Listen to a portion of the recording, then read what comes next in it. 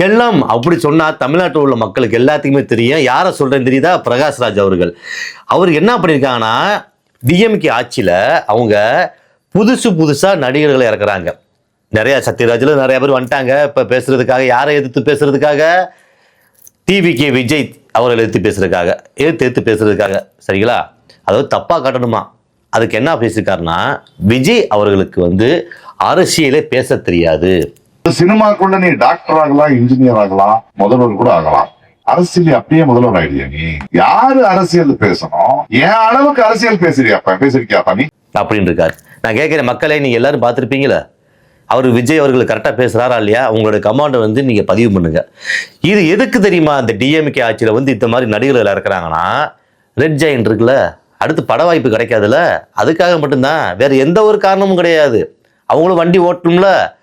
இதில் அவர் அவருக்கு ஃபர்ஸ்ட் அது ஸ்கிரிப்ட் பார்த்து படிக்க கூட தெரியல. பக்கத்தில் இருக்க சேகர் பாபு இருக்காருல்ல, அவர்கிட்ட பேசணும் கரெக்டா அப்படின்னு கேட்கிறாரு.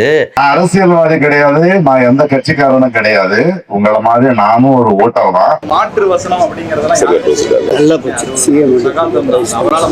நான் கேட்கிறேன், உங்களுக்கே ஒரு விஷயத்த பேசி கரெக்டாங்கிறத யோசிக்க தெரியலையே. அது வீடியோல பின் பண்றேன். நம்மள்ட்டலாம் நம்ம வீடியோல எந்த ஒரு ரெஃபரன்ஸ் இல்லாம நான் போடவே மாட்டேன் மக்களே. சரிங்களா? அவர்கிட்ட கேட்டு பேசுறாரு.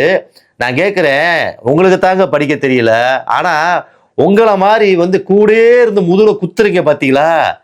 இதெல்லாம் ஒரு பொழப்பா? இதெல்லாம் ஒரு பொழப்பா? நான் கேட்கிறேன், எல்லா நடிகர்களும் கேட்குறது, இதெல்லாம் ஒரு பொழப்பா? சி, வெக்கமா இல்ல? வெக்கமா இல்ல? இப்படிலாம் கூட நடிச்சு கூட இருந்துட்டு அவர் முதுகுலே ஒரு அரசியலுக்காக, ஒரு பட வாய்ப்புக்காக, அடுத்தடுத்து நீங்க பொழப்பு நடத்துறதுக்காக மக்களுக்கு நல்லது செய்ய வராங்க. அப்படிங்கிறப்ப மக்கள் விரும்புறாங்க, அதை ஏத்துக்குவாங்க. ஆனா உங்களா மாதிரி ஒரு கீழ்த்தனமான பேச்சுக்கள், கீழ்த்தனமா டக்குனு போய் முட்டு கொடுக்கறது, இந்த மாதிரிலாம் சத்தியமா வேற யாருக்கும் தெரியாது.